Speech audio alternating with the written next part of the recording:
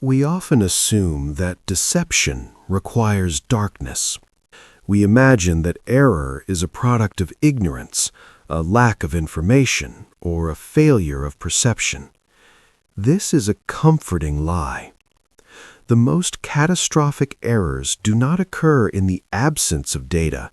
They occur because of the sophisticated processing of that data. The subject of this examination is not the naive or the desperate. It is the expert, the analyst, the individual who has spent a lifetime cultivating a reputation for discernment.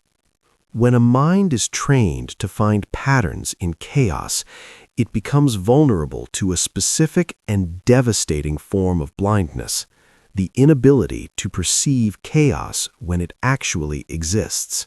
The mechanism of failure here is not gullibility. It is efficiency.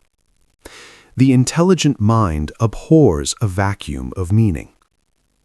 When confronted with a piece of information that does not fit, a discrepancy in a ledger, a shift in tone during a negotiation, a delay in a promised outcome, the efficient mind does not simply discard it. It works to integrate it. It builds a bridge between the reality of the error and the expectation of success. This bridge is built with logic, with experience, and with confidence, and it is this bridge that the subject walks across, directly into the abyss. Consider a subject operating in a high-stakes environment, finance, engineering, or executive management. This individual is accustomed to managing risk. They view themselves as the gatekeeper, the one who spots the flaw that others miss.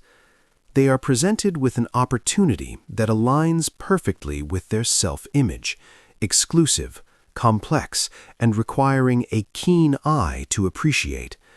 The initial engagement is flawless. The parameters are set.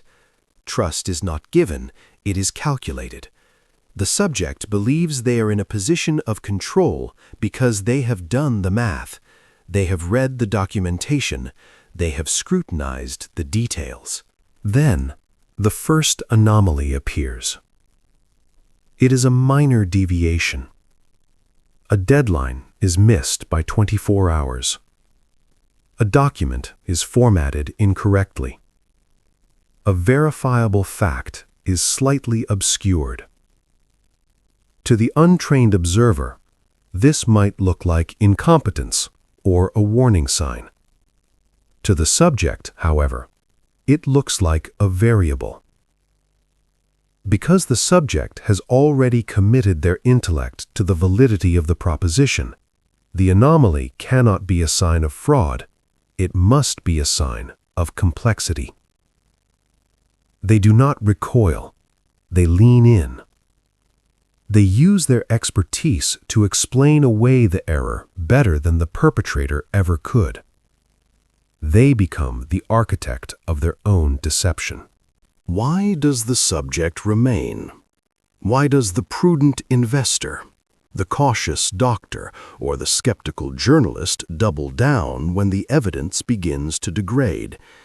It is because the alternative is psychologically intolerable.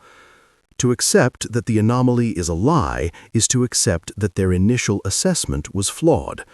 For a person whose identity is constructed around their competence, this is not just an error, it is an existential threat.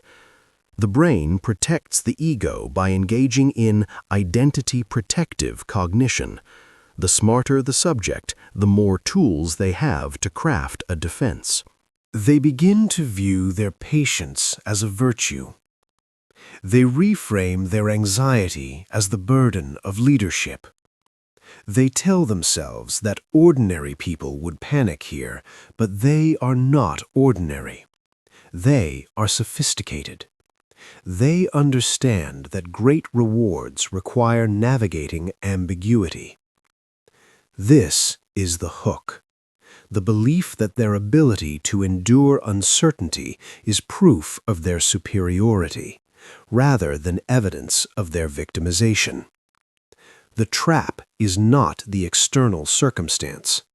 The trap is the subject's own need to be right. The first mechanism at play is the confirmation bias loop. Once the decision to engage is made, the brain acts as a defense attorney for that decision. It filters out contradictory evidence and amplifies supporting data. When the subject receives a vague explanation for a delay, they do not hear evasiveness, they hear nuance. They fill in the gaps with their own knowledge. If the counterparty uses technical jargon correctly, the subject assumes a shared reality that does not exist.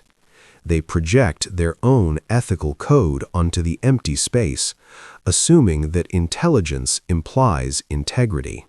The second mechanism is the sunk cost of reputation. This differs from the financial sunk cost. It is not about the money or time invested. It is about the public and private declaration of judgment. If the subject has vouched for this path to a spouse, a board, or simply to themselves, reversing course requires a public admission of defect. The pain of this admission is immediate and sharp. The pain of staying the course is abstract and future tense. The brain chooses to avoid the immediate pain, rationalizing that the situation can still be salvaged, that the anomaly is temporary, and that vindication is imminent. The third mechanism is ambiguity intolerance, masked as problem-solving. High-functioning individuals often struggle to sit with the idea that a situation is simply broken. They are fixers. When a system malfunctions, they attempt to repair it.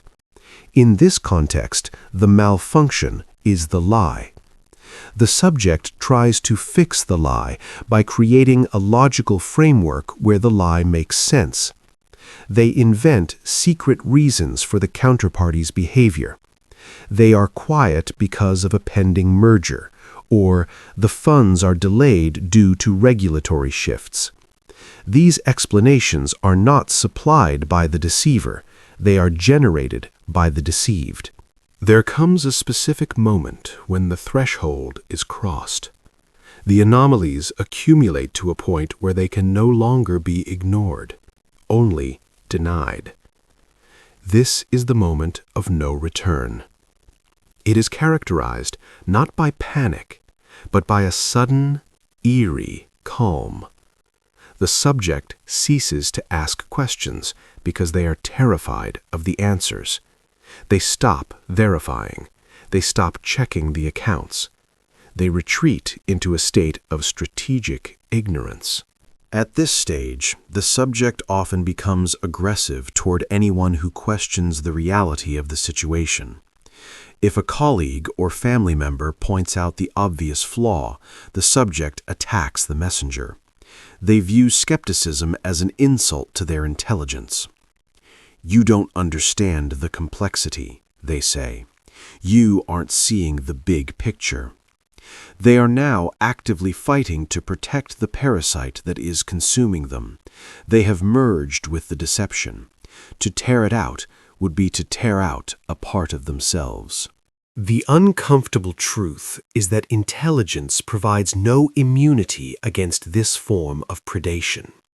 In fact, intelligence is often the very leverage used to pry the door open.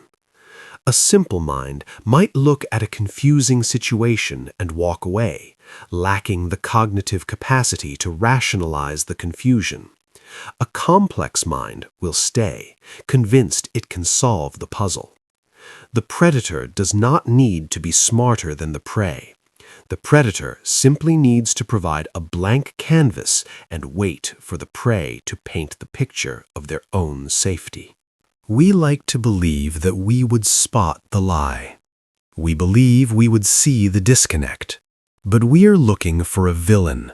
We are looking for a sneer, a slip-up, a moment of malice. We do not look for the mirror. The most effective deception is the one that reflects our own vanity back at us.